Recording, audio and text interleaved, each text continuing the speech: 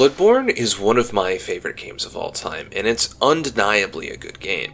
It has won multiple awards like PlayStation Game of the Year in 2015 and multiple other awards for game design and original design.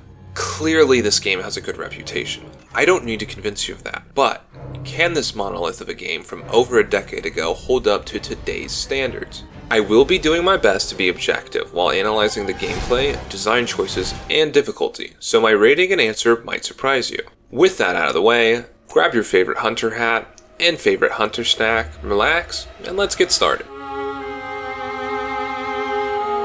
In order to fully grasp the gameplay mechanics, we need a quick history lesson. Bloodborne is a game that was developed by Fromsoftware, and because of that, Bloodborne takes heavy inspiration from their previous works. Fromsoftware, led by Miyazaki, created the Dark Souls trilogy, which is a series renowned for its difficulty, art design, and combat mechanics. The combat of Bloodborne is a modified version of the Souls combat system. The Souls formula for combat revolves around a resource management bar that typically toes the line between defense and offense. Bloodborne takes this idea and juices it up to breakneck speeds. The roll from previous titles is replaced with a sidestep that has a lower stamina cost than its roll counterpart. This allows you to dash in and out of danger much more quickly than Dark Souls 1 combat would ever allow. This evolution of the combat system also actively encourages you to play faster and more aggressively. This is seen throughout practically all of Bloodborne's new mechanics. Aggression is the main theme of combat. You even heal aggressively, just shoving vials of blood in your leg to knock off the brain damage you just received. Get him up, let him get up, let him get up, let him get up. Fight back! Fight back! Also, the healing is almost instant, and you can move a little bit while healing, which is a first for the franchise. The maximum base amount of health recovery items sits at a total of 20 vials, which seems like a lot, and it is. The reason for it being so high is because the developers want the player to fight at a faster pace while up close and personal. This style of fighting is more difficult than others, so getting hit and losing health will be more common, hence the extra healing items. In the pursuit of all-out aggression, there are also no shields or safety nets in this game, except for one, the wooden shield. The cornhole on screen is horrendous. Its sole purpose was to teach players that defense is not a viable strategy. Dude, I love this game. Just like how the developers changed defense for this entry in favor of aggression, they also changed the offense. The way they changed the offense was through the introduction of trick weapons. Every weapon that can be equipped in the primary attack slot is called a trick weapon. All trick weapons have two different configurations, which affect the weapon in some way. One configuration will have more range or deal more damage. This configuration uses your own health as a resource to do more damage. The uniqueness of the trick weapon system adds a lot of variety and allows for different gameplay styles to flourish, so there is a little something for every type of player. There are katanas, hammers, scythes, dual daggers, saw cleavers, and even a wheel. While this variety is very welcome, there are some issues with the system. One of them is that changing your configuration after a normal swing takes more time, but in return it does more damage.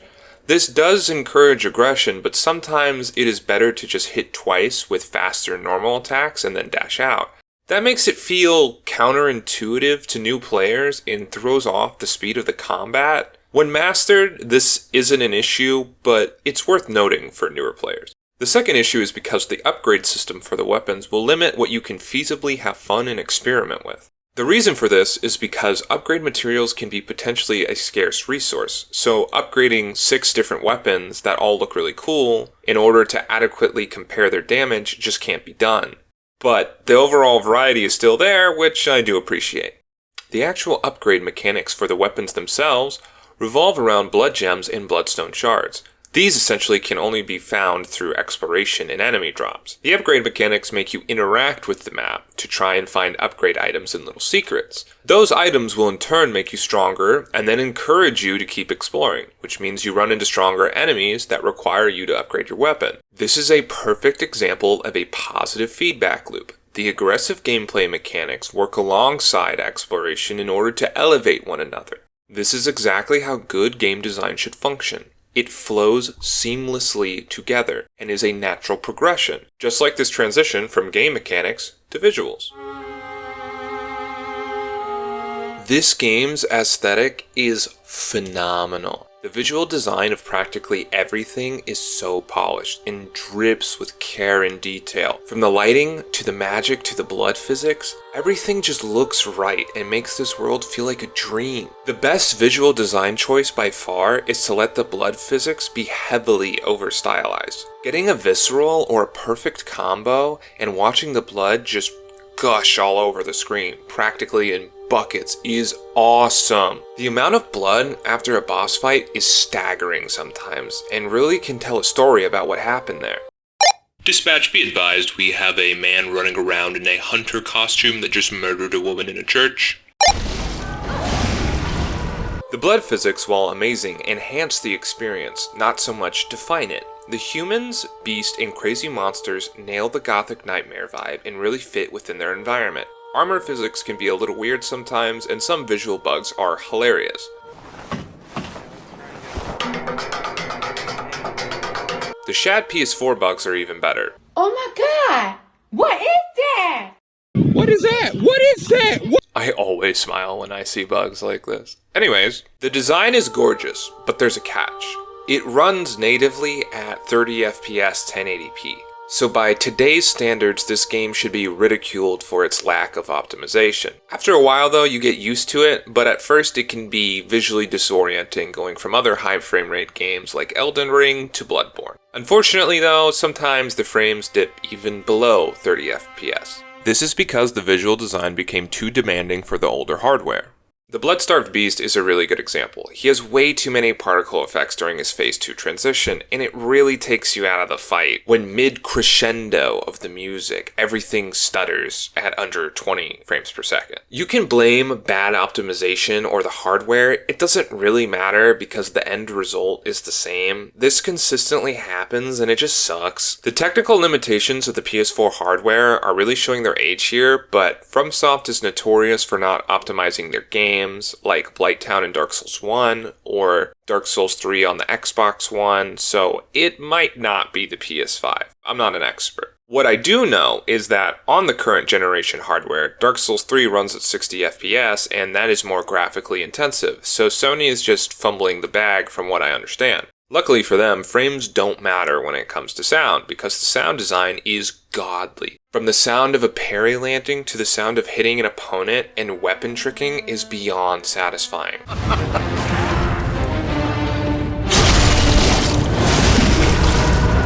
The sound design team went nuts on practically every part of this game. Even the heal sound effect feels darker than the other game. Let me give you some more examples. When first ascending the ladder to Central Yharnam at the start of the game, our character will hear the beastly cry of the cleric beast. And I'm sure that I'm not the only person who got jump scared a little bit when they heard this for the first time. That experience is immediately followed by the distant sounds of coughing and maniacal laughter. The audio direction is on point for pretty much the whole game, but it really shines in the voice acting department. The way that the doll and Father Gascon talk is like a dream. Beasts all over the shop. You'll be one of them, sooner or later. Let me stand close. Now shut your eyes. But that does not compare to the music at all. The music can be the most soothing thing you have ever heard in the Hunter's Dream, but then pure chaos in the Phase 2 of a boss fight.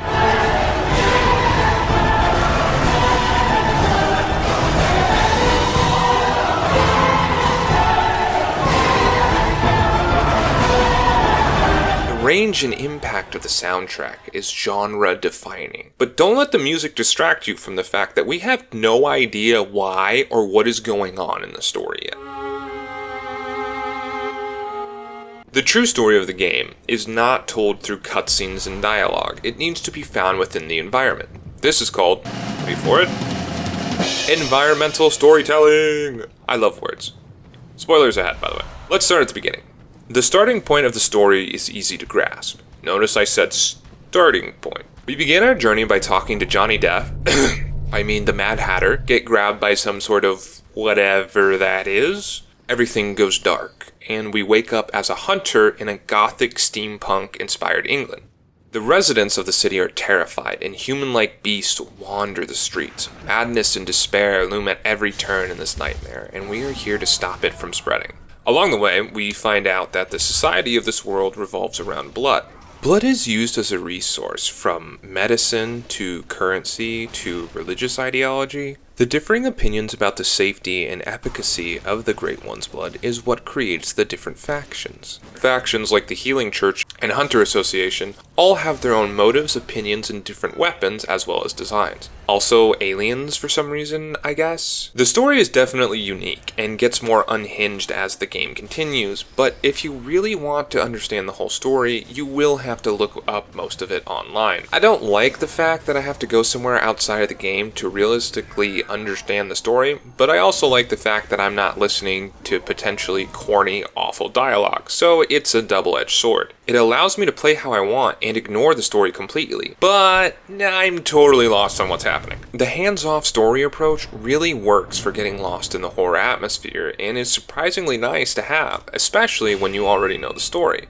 Figuring out the story can be done on your own, but you have to read basically everything and find a lot of items. This can break the pacing of the gameplay when you stop to read every single description of every item. But hey, you don't have to. Another way to get information about the story is through quest lines with the different NPCs. These quests are pretty interesting and let you get a better feel for the setting and vibe of the world. Most of the quests are a little too complicated and require a guide, but hearing people actually interact with our silent player character is a welcome addition. I plan to do a 100% quest lines in Bloodborne video with a twist, so subscribe if that sounds interesting. Okay, one shameless self-promotion later, the story does have multiple endings based on your decisions. One of the endings becomes a secret boss fight. Without going into spoilers, the secret boss fight is a natural progression from the default ending, so you are encouraged to replay the game in order to experience what happens next. So the story is interesting, but is probably not the main motivator to complete the game. The motivation to beat the game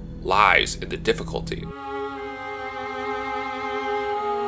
Difficulty is one of the main pillars for the Bloodborne experience. This game is hard, and it needs to be for the game mechanics to matter. The difficulty presents itself in a lot of ways through enemy design and placement or resource management. To some degree, all of the difficulty can be heavily mitigated with strategy except for bosses.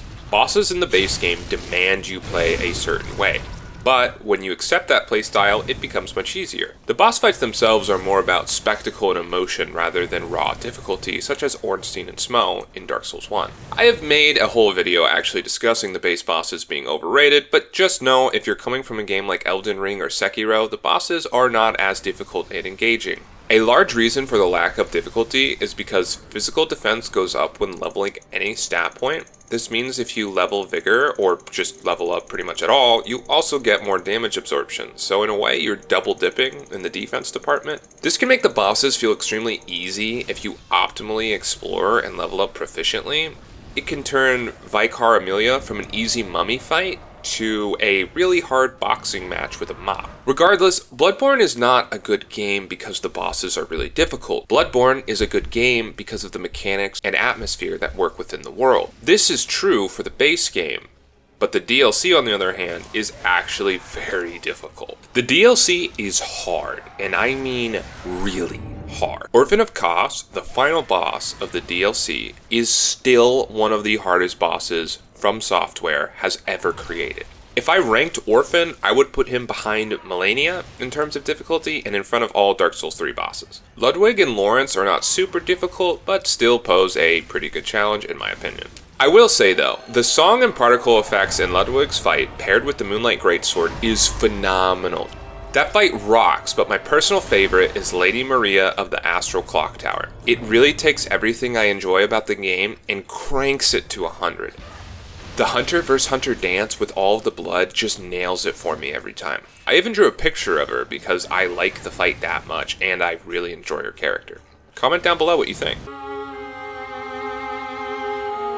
Number 1. Miscellaneous parry info. The parry in this game just feels better than all of the other titles. I highly recommend just going overboard with the Glock. Shout out King Vaughn. The game gives you an absurd amount of bullets and you hold a lot at one time, so why not? It's the same kind of thinking as I bought the whole speedometer, so I'm gonna use the whole speedometer.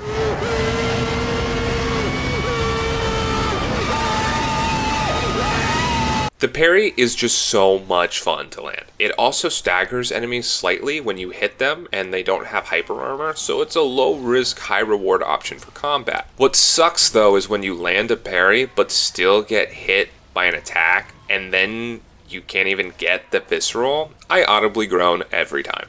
Number 2, map design. I think the map layout really suffers from Magic Dream Warp Syndrome because it doesn't feel interconnected at all. You just start flying around because dream magic or casual kidnapping. The Forbidden Woods should be the Lost Woods. I lost the footage for this and I refuse to go back and play the entire game again for this dog shit area. Number 3, consumables. Blood vials being a grind resource early on is a really bad decision in my opinion because it isn't intuitive to buy them in the Hunter's Dream for new players. This means some newbies can get stuck. This is the sole reason my brother refuses to ever try this game again. This turned him off to every game made by Fromsoftware. With that being said, no casual player is going to play the game at this point, but it is still an issue regardless. Another thing I do have a problem with is blood gems. The majority of OP blood gems can only be found within the Chalice dungeons. The Chalice dungeons are pretty repetitive and feel very samey to me. There are ways to circumvent this with codes because some are procedurally generated and some are not. I didn't get much mileage from these, but I could see how some more grindy players would get some extra value from this. That pretty much covers it. So, the big moment is finally here. Rating time. Bloodborne has fun, fast combat, almost down to a science. The aggressive gameplay mechanics combined with steampunk visuals inside of a gothic nightmare allows for an undeniably memorable, fun, and unique gaming experience. While the graphics definitely don't hold up to today's standards, the art design is still beautiful, and with emulation it can look even better. What system you use will never change one thing though. That one thing is the fact that you really do feel like a hunter while wandering the haunted streets of Yharnam. The story of Bloodborne is what you want it to be. If you want a serious lore-intensive story, you can do that. But if not, cool. Get lost and enjoy yourself. That freedom to choose is a gift, and the difficulty makes the journey actually mean something. Okay, enough with the sappy stuff. It is time to rate the game. Bloodborne gets a 7 out of 10. And with DLC, a 9 out of 10. Closing thoughts. Too much blood, not enough frames. Thanks for watching. Spread some love, and remember, May you find your worth in the waking world.